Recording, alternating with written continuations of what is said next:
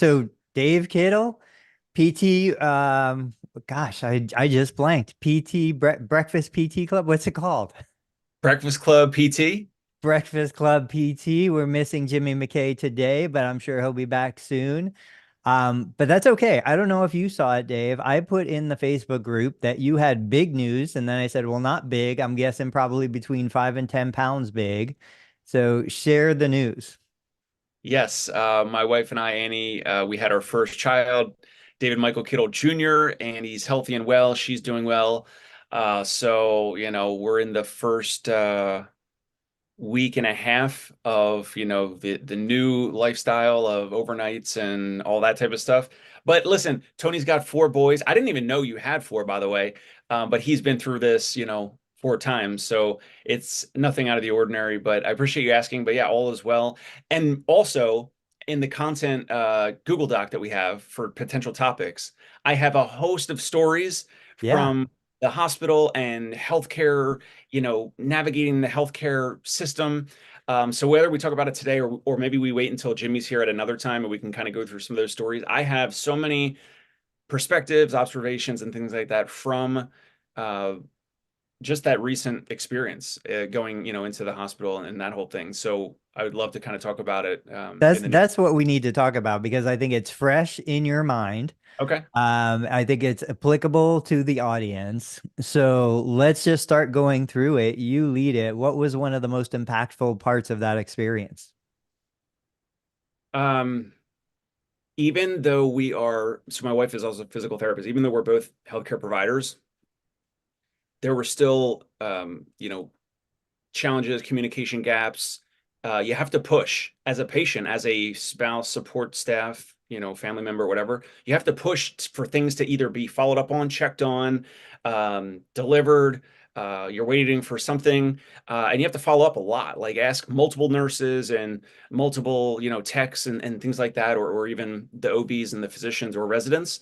Even though there's a medical record that's centralized with communication about what's happening and all that, or what's being administered and what's being followed up on. It is wild, Tony, how much that we had to follow up, or I specifically had to follow up on things. Um, Also, the meals, that's a whole other conversation. We're going to get to the meals, the menu, the food at the hospital, but just specifically following up on, um, like, for example, on the last day, blood pressure was a little bit high, then it started to come down. And we needed to kind of follow up on like, hey, so like here's the level of her blood pressure. Should, can we potentially be discharged today, or is it so high that we need to be held overnight?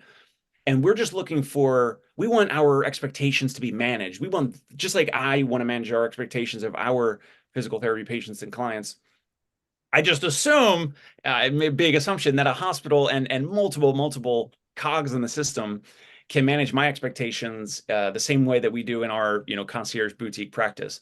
So it would have to like follow up over like, okay, so like, what are we waiting for? Are you waiting to speak to a resident, or are you waiting for the resident to speak to the OB? Or are we waiting for the OB to call us, or the OB to visit us in the room? Or is it the resident? Like, and maybe I was being a pain in the butt, but like it just, we want to follow up. And here's the thing, if we're not healthcare providers, if we're not as savvy as we are, I don't know how people navigate our healthcare system, especially in the hospital. Even more so if someone's solo, if a woman out there has ever given birth without a support person, a partner, a spouse, whatever, that is like the biggest feat ever. Because I don't, it just, I feel like I was, husband, manager, CEO of the weekend, or of the delivery. Maybe not CEO, I guess COO maybe would be better. But anyway, um, following up, I don't know if you've had any experiences like that. Does that make sense? Oh, 100%. I mean, we talk about being your own patient advocate. We talk about all of these things. Let me ask you, just for context, have you or your wife ever worked in a hospital system in acute care or any of those departments? I had one rotation in South Jersey. It Yeah. was 8 weeks, so 2 months in duration. I knew I didn't want to work there in probably the first day or two, but that's the great thing about rotations is sometimes your assumptions on that could be changed or Right. altered over 4 to 8 weeks or something like that, or if the rotation is longer. We had our program at University of the Sciences, our DBT program was 3 rotations of 8 weeks long, and then the last one was 16 weeks. So by that point, it was like you better pick a setting that you like for the 16-week rotation because that's probably how you're like what you're going to move into. But Right. it was still good to do that rotation. But that definitely helped me kind of like knowing how things navigate, how there's so many different chefs in the kitchen in terms of like care coordination and also how things fall through the cracks. Yeah. I mean, I think this is a huge opportunity. We'll talk about it in a minute. But between any of our childbirths, between having sick parents in the hospital on my side, on my wife's side, you and I know a little more than the average person. But even with our background, our knowledge, the system itself just puts you in such a powerless position. You're waiting and waiting, and you don't know what you're waiting for, and you don't know who to ask, and you don't know who to talk to. And the part that I always think about on the flip side is these healthcare professionals, the doctors, the nurses, everybody that's there, they can't be as invested as you and I and we are in our patient care, patient outcomes, because it's a revolving door. It's a constant stream, in your case, of women giving birth every single day, 24 hours a day, 7 days a week. Like it never stops. If you got that invested, you would be destroyed. You would just be burnt out. So they're doing their job. And I always think about me as the patient. You get frustrated because you're like, I don't know. What am I supposed to do? Who do I talk to? What questions do I ask? Where do I go with this? You ring the bell and nobody comes. Like you deal with all that frustration on the patient side. But then I try to remind myself, these are human beings on the other side. They have their own families, they have their own ambitions, their own desires. They're not robots, they're not machines. And no matter how much they're getting paid, which is never enough, they cannot handle me plus 50 more versions of me every single day of the year. So I'm trying to balance like giving them the space they need to do their job while still trying to manage the care for the person that's laying in the bed, while, being a good advocate, while being supportive and all of these things. I mean, it's a horrible, horrible, horrible system, but what's the alternative? Like everybody can't have their own personal doctor, personal nurse, personal everything. We need to just kind of go with the system a little bit. Absolutely. Yeah. So Um, let me ask you, I'm guessing based on some of the communications we've had, you spent the night, you were there. Tell me about that. How was that for you? What was your setup? Real quick for context, when I was there, I had that little vinyl chair that turned into a recliner. That's where I slept every night. I was there until we were discharged. Now my wife had a C-section with every birth we had. So we were there for a couple days, I think. I don't even remember. It's a blur. But what was your setup? so before the setup, we a week or two before my wife went into labor, we did a tour at the hospital, which was also very beneficial to kind of see what does a labor and delivery room look like. We're going to be there for it turned out to be 6 hours of pushing, which is incredible, like more than a marathon.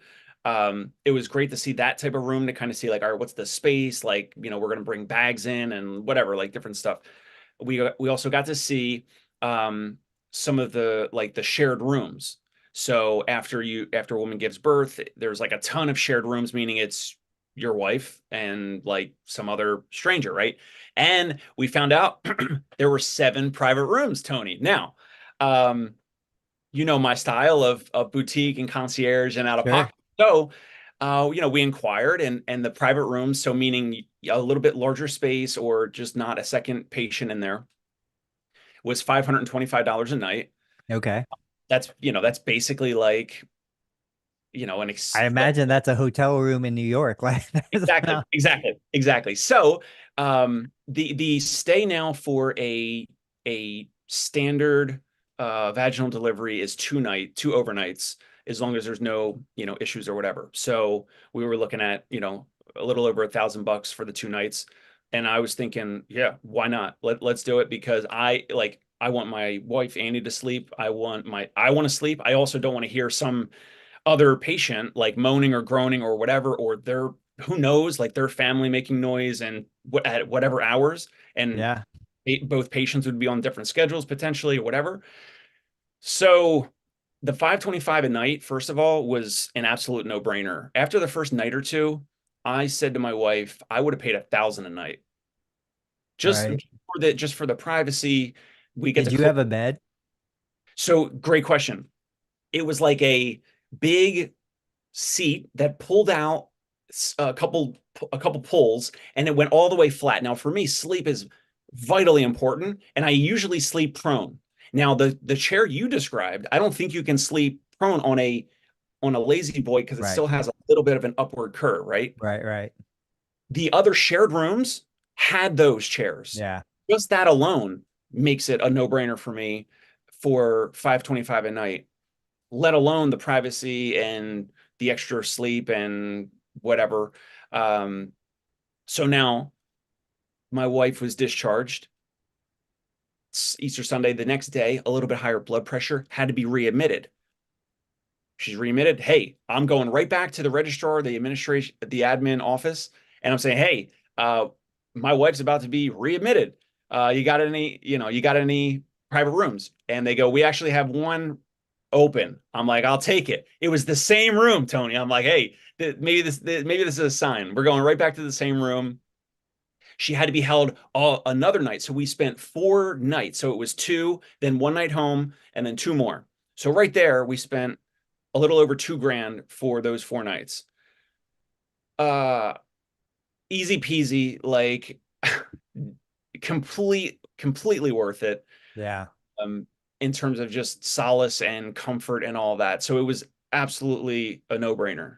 Now, what's interesting, and I don't know your area, obviously, but here in Ohio, so we were at three different hospitals. I say three births because one of them was twins.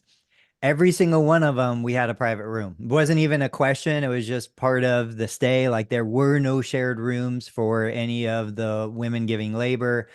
So that was nice. And most of these hospitals had upgraded recently. They were like beautiful paneling and beautiful decor. And I mean, you really felt like you were staying in a beautiful hotel. So that was interesting, but like anything, babies moving around, you're a new parent, you have no idea what to expect. I had never changed a diaper in my life. I didn't know what to do. So as nice as it was, there wasn't a whole lot of sleeping going on anyway.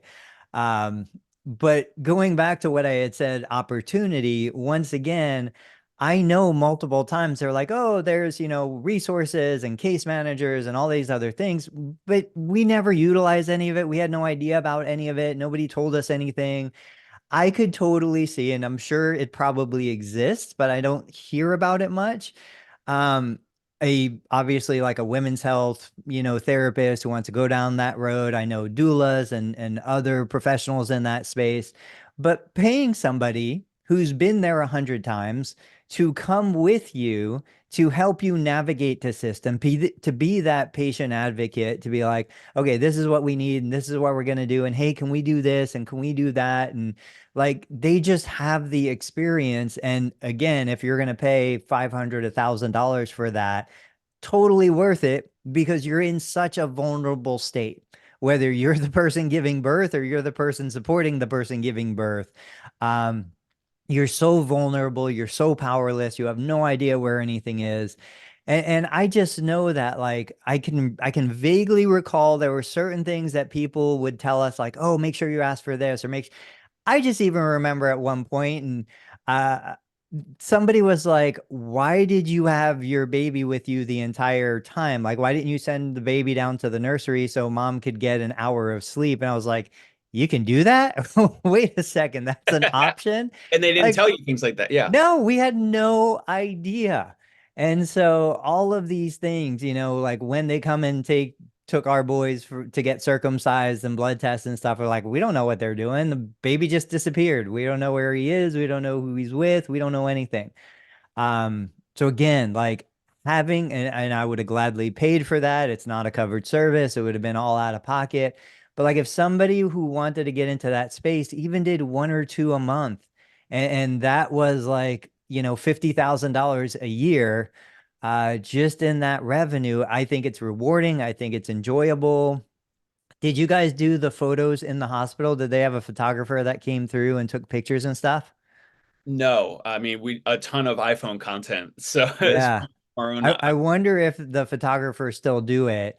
Because when we were, I mean, we still had phones back then, not as good as today, but there would always be a photographer who'd float through every room and be like, "Do you want photos?" And then you would do, you'd buy the CD or whatever, and they were great photos. Just all of these little things that I'm thinking about now, remembering back to. I know my wife had an experience with this shoulder pain. It happened with two, I think, of the three births. They claimed it was air that gets into the body cavity and it kind of rises up into the shoulder, and it was a sharp, piercing pain. And I'm like, I don't know what to do. I don't know how to help you. There's nothing, like massage doesn't help, and none of these things helped. And they tried Percocet and other meds, but nothing made a dent in it. Again, if somebody would have just told us, hey, it's not uncommon. This is normal. This is what happens. Try this position or whatever. All of those things, I think, would be such a help. Yeah, there were several examples, several instances just like that where something was like not said and we found out like a day or two or three later, like, oh, that like that's possible or that's a thing or that's an option. Like we didn't know. Like the thing that you said about the your two boys staying in your room versus going to um the nursery, right? Uh, Right. and some of the things like we would question and then we would get like a direct answer, but then there would be other things where it was like, wow, like like no one said that or whatever. So like, yeah, there's so many things in a hospital stay as part of my observation or my impression. I guess, like you said, unless you have like a personal nurse that's like 24/7 in your room, um, it's impossible for them to cover every little nuance and situation. There's so many things happening, like blood pressure checks every 4 hours and maybe blood draws or they're coming in for an assessment or an evaluation or something like that and then we're waiting for the results and are we being discharged or not and there's so many things that I guess can't be covered. I mean, like covered meaning reviewed or brought up. Yeah. I think they're just so used to it. It's like you and I, when we do an evaluation, there's probably a million things we don't even verbalize, but goes through our minds. And because we don't say it, but we've done it 100 times, 1,000 times, the patient sits there and they don't know what to expect. And that's why for me, I started doing this again recently. I want to hear the stories about the food, Yes, but I yes. started recording myself in patient evaluations, during patient interactions, looking at what I do, how I behave, the questions I ask. I listen to it back because it's shocking just how poor, from my perspective, my patient care delivery is, just because so many things go unsaid. I'm thinking it, but I'm not saying it. I'm not verbalizing it. And I can do better, but I want to do better. I think most people, they're just trying to keep their head above water. So tell me about the food. Yes. Listen, no one goes to a hospital for the food. We all know that, especially in the United States. Um, there were a couple things. One was we would simply put in a certain order. Like I don't eat meat, but I eat fish, and my wife eats meat and everything. We would order, let's say my order was like a veggie option, and then it would be chicken or beef or whatever. So it was like totally incorrect.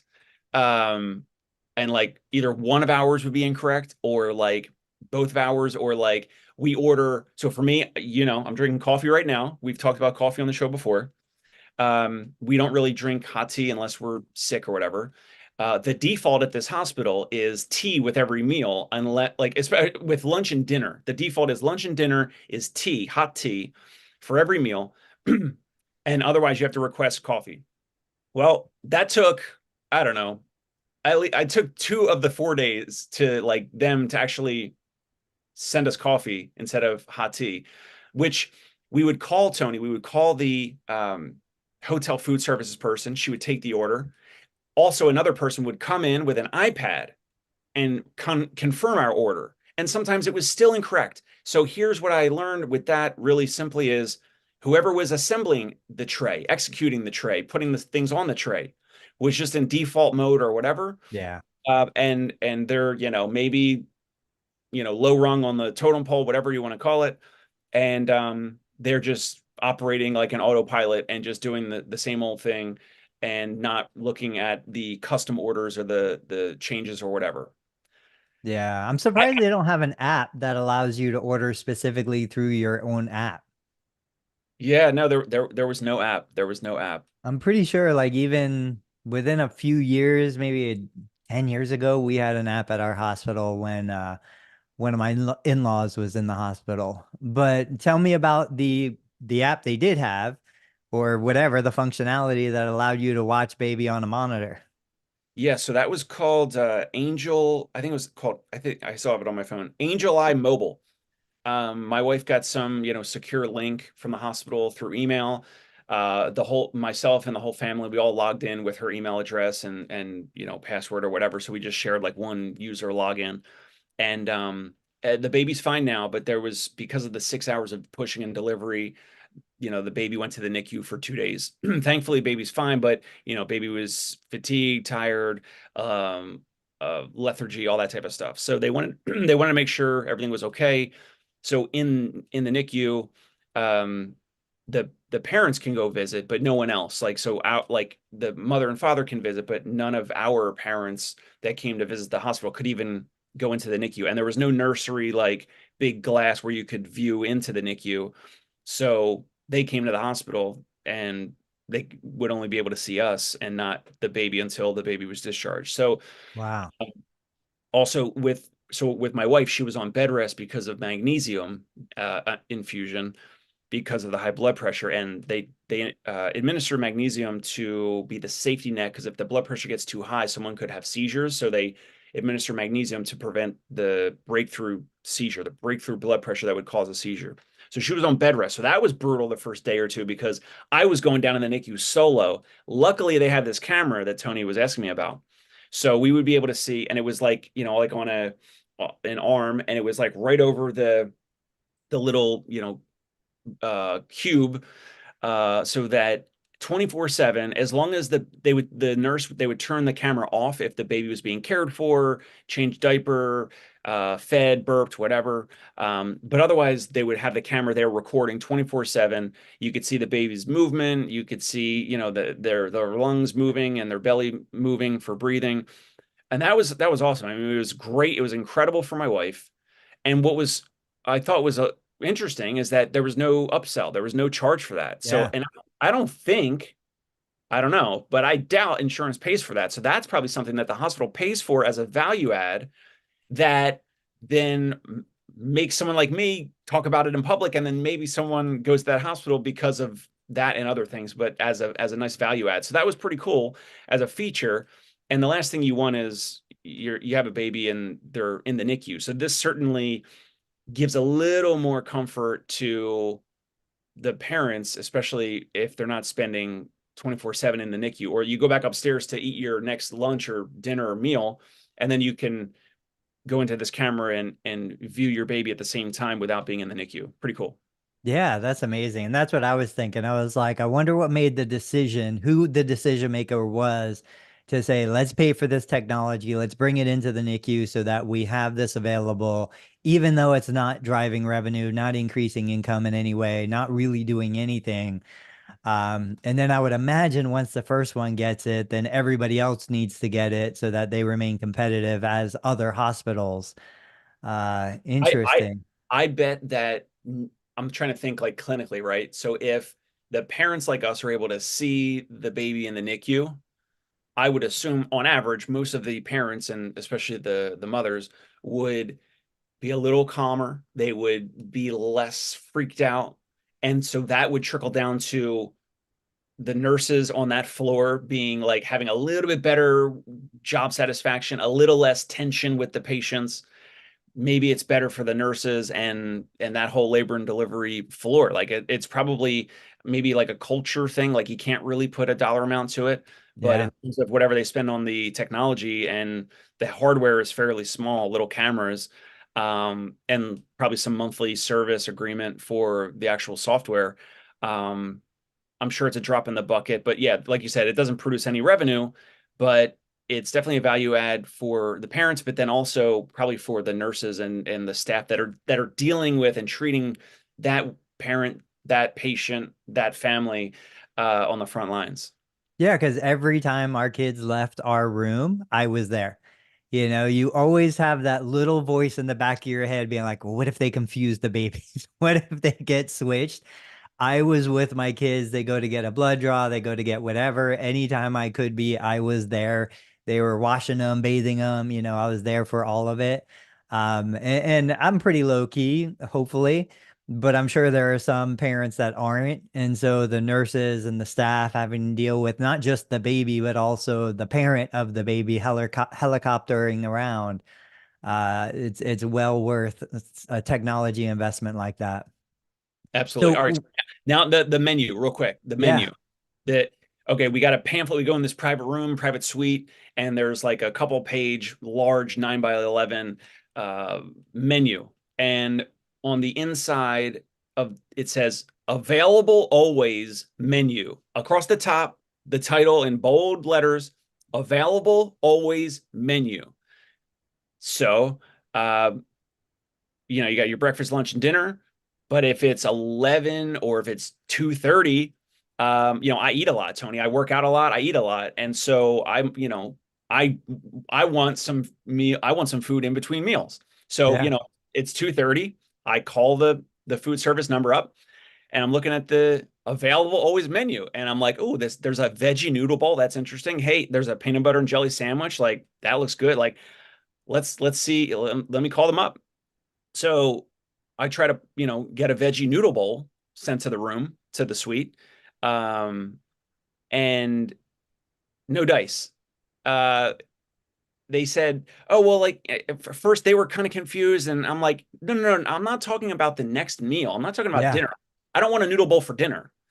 What's my dinner? The tilapia? Keep that. I want the tilapia for dinner. But it's 2:30. The dinner's coming at 5 or 5:30 or whatever. I would like a noodle bowl now. Here's the room number or whatever. And they're like, no, no, you could switch the noodle bowl for your dinner. I'm like, I'm not looking respectfully. I'm not looking for Yeah.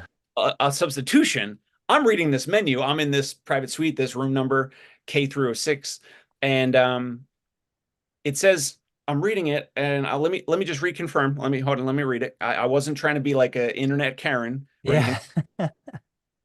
Available always menu. So this is not available. What about a peanut butter and jelly sandwich? You guys probably have dozens of those made, right? No, that can't be sent to the room either. Really? But this menu says, I'm just reading what the menu says, available always menu. So it turns out then the next day or two, the director or the whatever, because we had multiple issues. Remember, we talked about food being delivered incorrectly, Yeah. hot teas instead of black coffees. And then this thing with available always menu. And I never said, Tony, I never said, hey, I'm paying $525 a night Right. and I'm better than the other person that's in the shared room that's not paying out of pocket. I never went that route. I never made that, connotation or anything. I just said, like, hey, I'm in this room. This is what we're looking for. It's this time. This menu says available always. So then the next day or two, the director of food services comes in and we have a nice long talk. She brought like a big canister of like one of those like big gallon coffees to try to make up for the missed coffees, whatever. Like one of those like Dunkin' Donut things that you Yeah. Yeah. party. So I said to her, like, so I tried to order food at like 11 and like 2 and like this menu says available always menu. That it kind of sounds like hotel room service. Like, and I'm not trying to say like I know I'm not in a hotel. I know we're in a hospital. I'm just reading off the menu.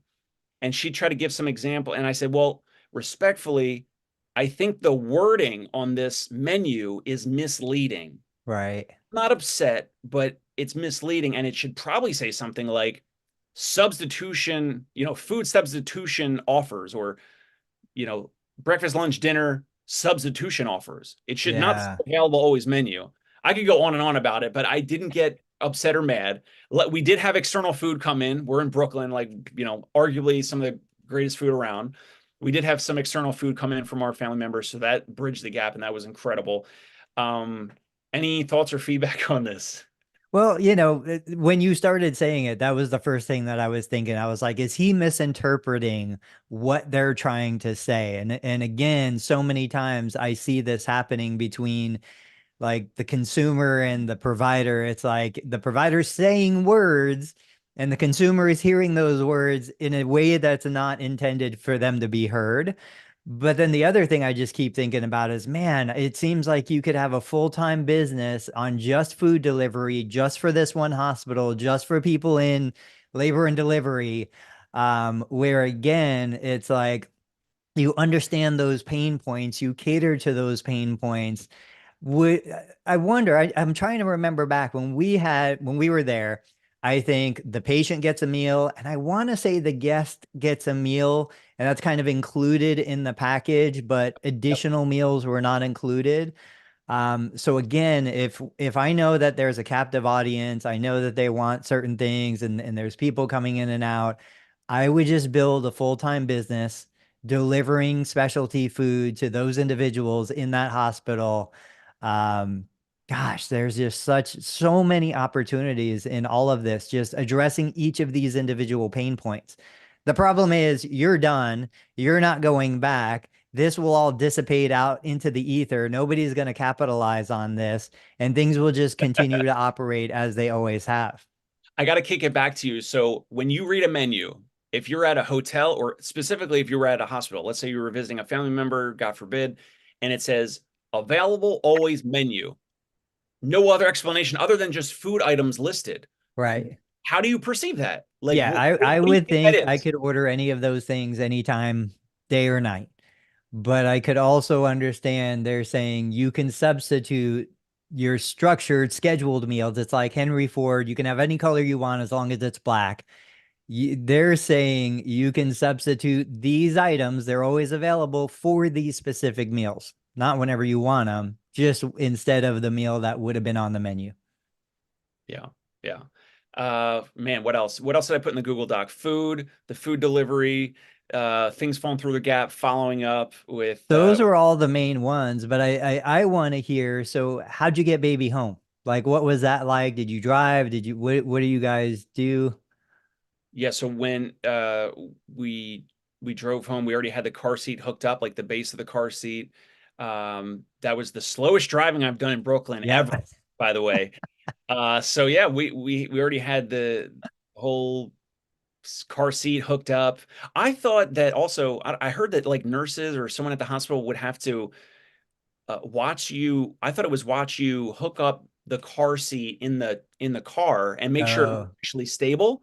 uh-huh. That didn't happen. They made sure Oh. that the baby was just clipped in the seat in the hospital, but then we walked out with the baby in the car seat ourselves. I thought the nurse was doing like roadside, curbside check of the car seat. So again, there's something else. Even though I'm a healthcare provider, I had some assumption or something, and I thought they were doing that. It turns out they're like, yeah, all right, it's clipped in. He's safe. He's stable. He's locked in. He's clipped in. He's good. You guys are good to go. And I was like, oh, I thought you were do like a curbside assessment or whatever of like the base, like the actual base that is clipped into the back seat and it's positioned properly, baby facing rear because of the airbags and that whole thing. Yeah. Nope, there's no assessment there at all. Yeah, it's pretty much just kick you out the door. Once you get out the door, you're done. You're not a liability anymore, which again, we've talked about like post-surgical, the therapist meeting the patient at discharge, being involved in getting the patient, comfortable in the car and getting the patient home after a knee replacement or something like that. But this is the same exact thing. So if you had that concierge experience where you could have your therapist there for that, make sure the car seat base is in correctly, make sure everything is secure, make sure baby is comfortable. Even potentially, I want to say my wife rode in the back when we were driving home. I don't even remember, but you're so freaked out as a new patient. I You're would. like, am I turning too sharp? Am I stopping too quick? Am I all of that stuff. And it's just the weirdest experience that you go to the hospital, you've been alive for however many years you've been alive without a child, and then you're discharged with a child. And there's just no in between. But that's awesome. And you guys are set up at home, you're comfortable, things are going good now. Things are great. We're doing the feeding every 3 hours, all the normal stuff. Took a week off from any calls and things like that, but now this is the first one back, so it's great to be back. But yeah, the home stuff, like we had we had everything else set up. So like the changing table, the bassinet, like we had all these things already prepared and set up. Things are pretty comfortable. We have my wife's family here to support us, which is incredible. Um, yeah, no, How did no. you guys know what to buy, what not to buy, what was going to be like vitally important piece of equipment? My wife built the whole registry. She had been, doing research on items and checklists and products and things for months. Um, so we had a bunch of the help with our friends and family for the registry type items. And those were the items that I guess we probably opened and assessed first, the things that were going to be like day one needed. And then the things that are 6 months down the line, like maybe they're not even opened yet, or they're like in the garage or something. So yeah, she did a ton of work there around, even looking at reviews and, comparing products. And we looked at YouTube reviews on like the car seat and everything, like all the normal stuff, no surprises there. Like checklists online, blogs online, all the stuff that you talk about, all the stuff that that you cover as well. Yeah, yeah. Nice. So I think all of this leads into this idea, and it's interesting because I had a conversation with a therapist last night. This therapist is down Isle Morada, so down by the Keys, South Florida. Nice. And it's a sleepy town. I used to go down there to go fishing. We'd bring the boat down, but it's kind of a famous fishing resort, but there's not a whole lot else going on there. And this therapist was talking about her Medicare caseload and other stuff going on. And she's looking to monetize her time in other ways, kind of bigger return on her investment. And I'm like, well, are you involved in fishing? Are you involved in any of these things? And she's like, well, a little bit. I said, you know what would be perfect? And I'm familiar with the area, creating this experience, a recovery experience for people who love fishing, who maybe have Parkinson's, who aren't safe to get on a boat anymore. But if you, the therapist, coordinated all of these things, you coordinate the boat, the charter, the captain, the gear, you coordinate the Airbnb, you coordinate a 3-day experience, a 7-day experience, and you market it to individuals who love fishing but aren't capable of fishing by themselves anymore, and you actually go on the boat, and it's not treatment. You're using your clinical expertise to deliver an experience that this person would gladly pay 5, 10, $20,000 for.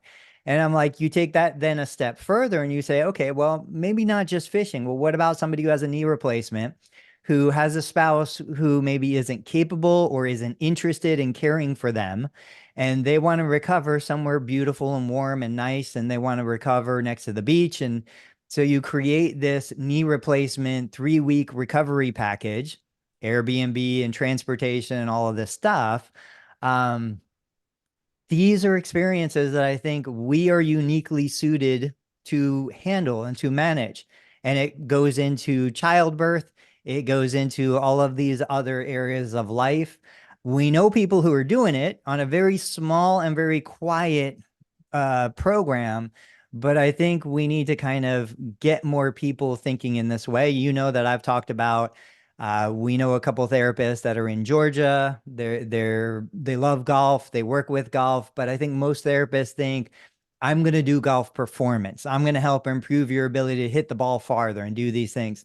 That's fine. There's 1,000, TPI certified golf professionals. I'm like, why not instead focus on people with Parkinson's, focus on people who have had strokes, focus on people who have had an amputation, put a golfing experience together where you actually go golf with them, but you also help them navigate the course, navigate the cart, navigate the hardware. You put everything, make it, eliminate the friction so that they can get back to doing these things, and you do it with them and you enjoy it. And I really believe people will pay multiple thousands of dollars for that experience. but it ties right into what you did because you're bringing peace of mind, you're bringing clarity, you're bringing your own clinical experience. You know what to say, you know who to say it to.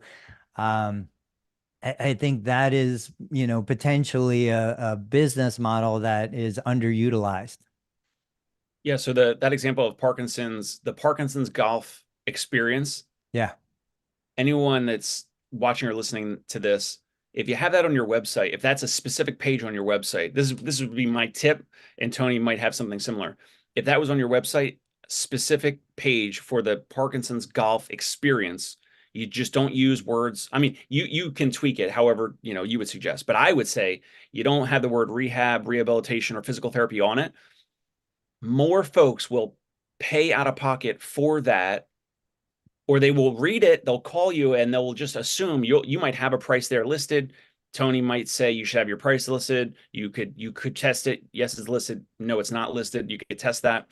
More people will call you and contact you and already assume and know that it's something out of pocket because it right. doesn't sound like something like rehab, physical therapy, medically necessary, covered under insurance, right? So if you write it in the exact same way that you just outlined, like, you get this, you get this, you get this, the bullet points, Airbnb and the round of golf and transport or whatever, folks will call you and contact you and inquire about it.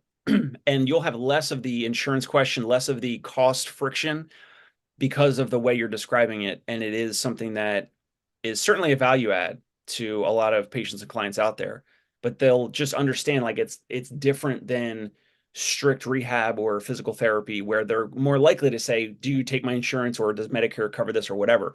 You just literally offer it on your website as its own page and describe it the way Tony just did, and you'll have less friction of patients asking about cost and insurance and all that. Yeah, I mean, it could be a travel agent that's doing it. It could be, anybody's doing it. It just so happens to be that you're also a physical therapist. That's like a secondary benefit. It reminds me when I used to spend more time in the clinic and I'd be working with a patient. You might have experienced this. So I'm working with the patient. Now, this is a traditional physical therapy situation. And I mentioned to the patient, "Oh yeah, I'm, certified personal trainer." They're like, "Oh, what? You're a personal trainer?" And like my status just jumped 5 levels because in their mind, a personal trainer now is working with me, not just a physical therapist. Um, but with any of these things, I would not call it physical therapy because it's not. It's this golfing experience. It's a recovery experience. It's, something that they pay for. Now, I was trying to remember, we know that people will go overseas to get surgeries. Um, is there a name for that? It's like medical tourism, but it Yeah. seemed like there was some sort of catchy name that I just couldn't remember. Does anything come to mind for you? Medical tourism is, I guess, the general term. Yeah. There might be a newer, I can't recall if there's something else. All right, we got to come up with a name. Like Jimmy says, you got to name it. If you name it, it becomes something. I know around here, Ohio, Midwest, agro-tourism is a big thing. Like all of the local farms have turned into these like multiple million-dollar businesses where they don't even do farming anymore. They'll plant corn just so they still look like a farm, but they will charge $17 to $22 a kid for kids to come out to their property and just see the goats and walk around and do, farm things for a birthday party. And it's just, I've talked to the farm owners because these are families that have been in the town for, multiple generations. And they're doing upwards of $10 million where the farm used to barely break a profit, a couple 100,000 at best. They're doing millions of dollars just because now they're not farming, but they call it agro-tourism. Um, and these kids are just booking parties like crazy on the farming property. They also do like weddings and other things. I even wonder something like that, like how could a PT, OT, SLP create an experience, an environment where there is a rehabilitation component, there is a personal improvement component, but you're making an event out of it, like a party, a celebration, or something like that. But it's all curated by a therapist. So whether it be, for individuals that have certain impairments or physical conditions or anything, I would love to see clinics start to transform into higher profit margin businesses serving a different population. And all you simply have to name it. Like you said, you mentioned it, Jimmy's mentioned it on the show before on my and I think Jimmy screen shared my website a little while ago. So on our Parkinson's page, it's the Parkinson's Breakthrough Program. And if it just said like Parkinson's rehab, in-home Parkinson's physical therapy, whatever, we would get, X amount of people asking like, oh, do you take my insurance or whatever? But because it says the Parkinson's Breakthrough Program, we have less people asking about, is it covered, or do you take my insurance? And or we have more people calling and basically saying on the front end of the answering service, speaking to someone like going through our script, they're saying like, well, is this covered by my insurance? And if not, like, how much is it? Like, they, by just having the title and it's something different and unique, more consumers will read it, will see it, and kind of expect like, oh, this sounds like something outside of a covered benefit, some insurance offering or whatever. And it's already cueing them to kind of preparing them that it is something out of pocket. And then it's just like, relaying like how much, like, we don't list prices on our website, but some other therapists do. So then it's the question of like, well, how much is it? And then they can kind of weigh the cost benefit of like, is this something I want to take on and do, or what does it entail for that cost or whatever. Um, but the title, you have to name it something specific. It's something that's, I don't think it's done that well. And that you were saying like more practices need to be doing that. Yeah, the only way to offer some more of these out-of-pocket experiences, one of the simplest ways is you name it something specific, like an experience or program or whatever, and it just doesn't, it sounds less like a insurance cover benefit. Well, we see it, it's funny you're saying this, and now it's taking me back like a decade. When we would, and we still use referral pads, but when we would generate new referral pads, we would create names for the programs. So we would have a rotator cuff recovery program. We would have a quick treat, which would be a 20-minute session during lunchtime so that people who are still working could come in, get a 20-minute session and get out. We would probably name like 5 or 6 condition specific programs so that it The little did have check some. boxes or what? Yeah, checkbox, rotator cuff repair. We had a name for that program. The surgeon would just check it and send the referral over to us. Um, but every one of them had a name. I totally forgot about that. The other thing that I was thinking about, and I want to talk about AI documentation before we wrap up this morning, but shoot, I was thinking the equipment side of things is just so appealing to me. Not that I want to create an equipment company, because we see what happens. You create an amazing piece of equipment, it gets knocked off by China and it sells for a fraction of the cost. But just what we've seen with influencers moving into the product space. You've got the Logan Paul going in with Prime. You've got Mr. Beast going in with Feastables. You've got all of these high profile influencers. Have you ever thought like Dave Kittle, partnering with any kind of equipment company to co-brand, co-market, and maybe you own a piece of that equity, a specific product, rehab product that you particularly like? I haven't. We use this stim pod device for pulse radio frequency, and it is a cool. It's so effective. Like, I know you also talk about, maybe placebo and different things like that, and who knows. But we use it for orthopedic, aches and pains, but we also use it for nerve pain and neurological conditions, chronic pain, sciatica, carpal tunnel, whatever.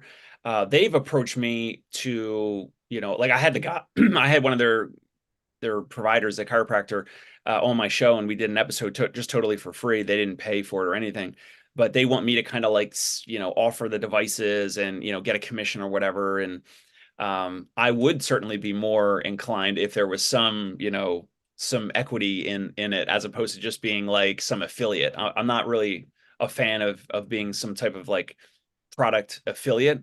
But that is the physical device that we use, that I like the best, that I like the most, that I see the best results with, and patients love it, and experience positive results. So that's something that I would certainly put my name behind.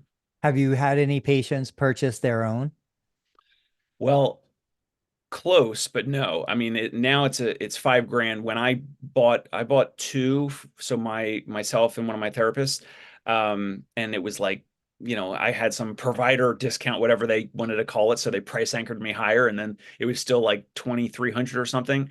But now if you go on their website, it's pretty much 5 grand right now. So, yeah. You would probably know better than me. Mostly chiropractors. They have Facebook offers. It's a $47 offer. It's for peripheral neuropathy. It's some sort of red light device. I had a patient who came to me. I had treated him multiple times over multiple years. And, he's just a classic spinal stenosis, peripheral neuropathy, multiple complexities and comorbidities, but he's high functioning. He still works as an HVAC guy. He can't feel anything below the knee. I mean, I don't know how he functions, but he does. And so he saw the ad, $47. I got to do it. This is driving me crazy. The neuropathy. He goes, he gets the, whole campaign and the marketing, and gets convinced that this is the device he needs to buy. And I want to say he's not, the owner of the HVAC company, but he spent $8,000, and I had seen him like 6 months after. So there was no improvement, no functional benefit.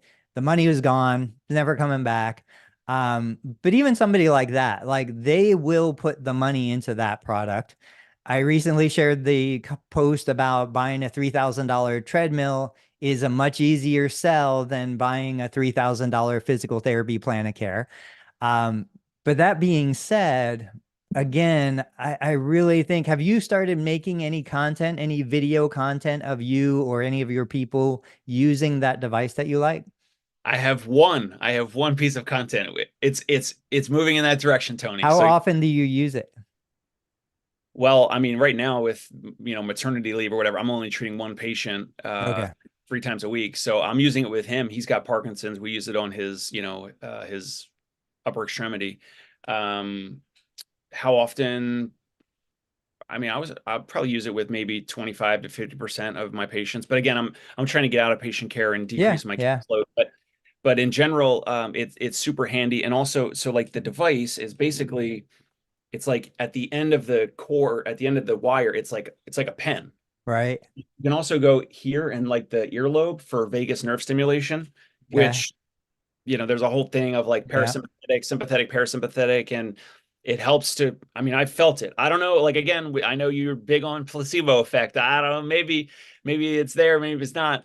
But I felt it when I've done vagus nerve stimulation for 10 minutes with this device, and afterwards I'm like, wow, I feel like a little like calmer, or I don't know, I feel a little better or whatever. So we'll use it for our patients that have MS, Parkinson's, chronic pain, headaches, migraines, neck pain. Like it's so multi-purpose.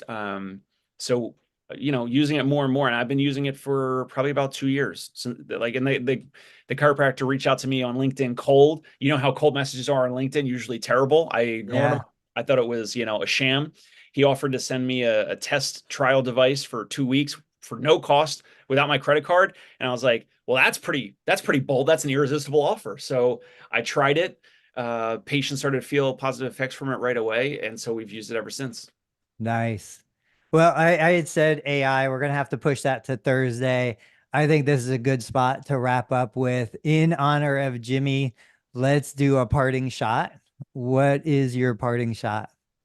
Yeah, parting shot. Going back to the $525 a night private suite hotel stay. I didn't do it because I didn't do it so I could come on here and act like, I'm some baller or whatever to do it. I literally, privacy and comfort and sleep are that important to me and my wife. And that's just a reminder that So there's only 7 of those private rooms, and there's, I don't know, dozens and dozens of like the shared rooms, right?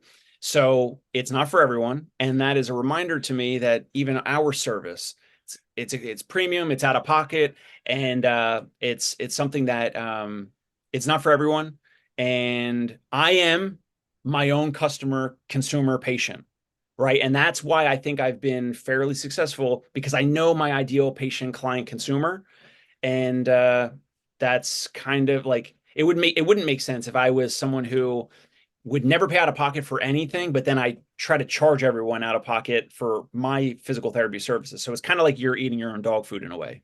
Yeah, and that's a great parting shot for me too. I remember going to one of my first marketing seminars decades ago, and the presenter was like, "You are not your target demographic. You are not your patient." And it was true because I was in my 20s or 30s. I had no orthopedic issues, I had no money. So we went through all of this, and it's like, you cannot sell to yourself at that stage in life. Now, fast forward, I'm 49. I've got other priorities. I've got a little bit of money in the bank. Now I can spend the money, and I will spend the money on what I value. I am my target consumer. I do want to serve people who are just like me, and so that switches at some point. For me, it's today, it's now. But the better you understand that consumer, the better you understand the priorities and the pain points, the better you can serve them, and the better that your business will do. So let's shoot for Thursday, 8:30 a.m. We'll see if Jimmy's back with us or not. But Dave, thanks so much for joining.